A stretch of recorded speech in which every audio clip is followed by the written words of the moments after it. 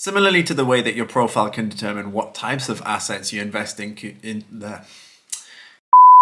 your investor profile. Something that's talked about a lot, something you've probably seen on the website of a lot of investing services and platforms, but what does it actually mean and what is it made up of?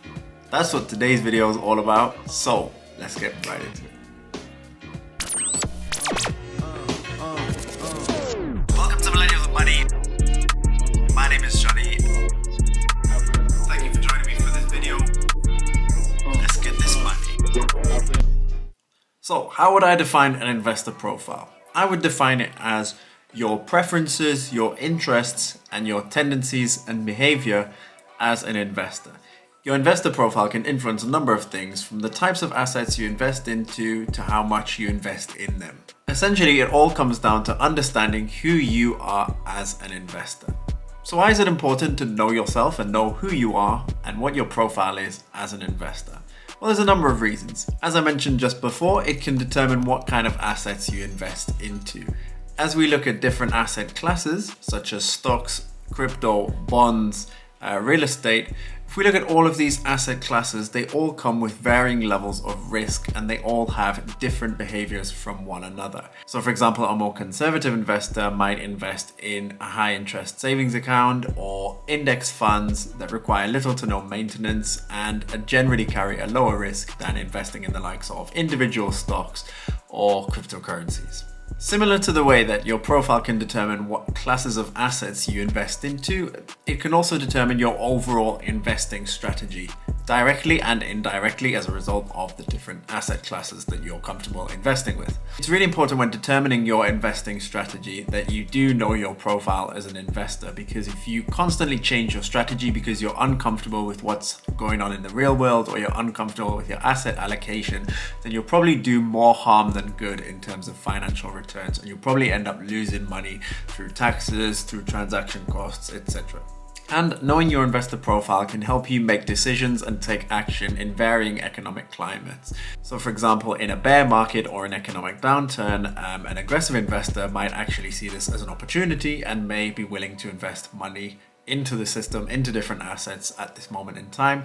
Whereas a more conservative investor, maybe not so much. They may be a little more risk averse and they might just want to ride it out. So different investor profiles may react differently under certain circumstances. Now, when you try to open an account to invest either via your investing app on your phone or online, a lot of investing apps now will actually make you sit through a questionnaire and ask you questions about your investor profile.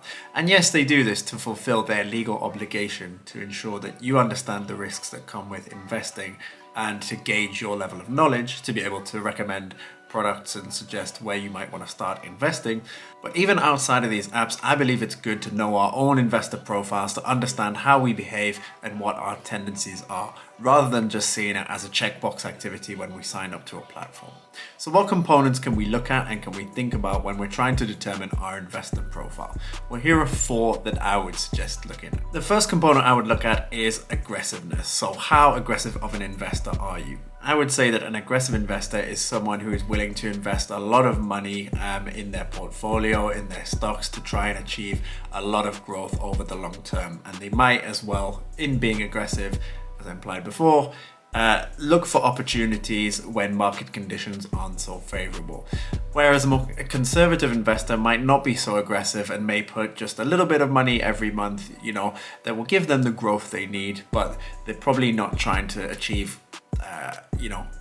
really significant growth for their portfolio. They just want to see steady growth little by little over time. The next component is risk tolerance. Obviously, how much risk are you willing to take on? Are you somebody who's willing to invest a lot of money in crypto on the basis of a high reward if it all works out, even though there's a high risk that comes with it? Or are you a more risk averse person and you just prefer to put your money in something that generates a steady return, maybe fluctuating a little bit year on year, but something that's not going to make you a millionaire overnight, let's say. The next component you got to think about are your goals. So what are you actually trying to achieve from investing? Are you trying to grow your capital? If you're a young person, perhaps, you maybe want to try and grow that capital over the long term.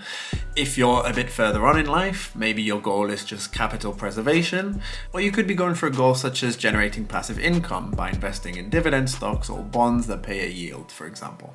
Now, your goals may be influenced by your risk tolerance, but some of these goals that I mentioned before are more suitable depending on which stage of life you're in and what you're looking to achieve in your life. So you really want to think about what it is that you want to achieve, where you are in your life, and what's right for you financially at that moment in time to be able to determine what are your goals. And the last point you can consider is the time scale of your investments. Now, when I talk about investing, I always talk about long-term investment because that's what I believe in. I believe in consistency over the long term, and that is how you can best achieve returns on your money. However, if you're saving, for example, that might be a more medium or short-term goal. So again, it all comes back to what are your financial goals, as these will determine the time scale on your investments.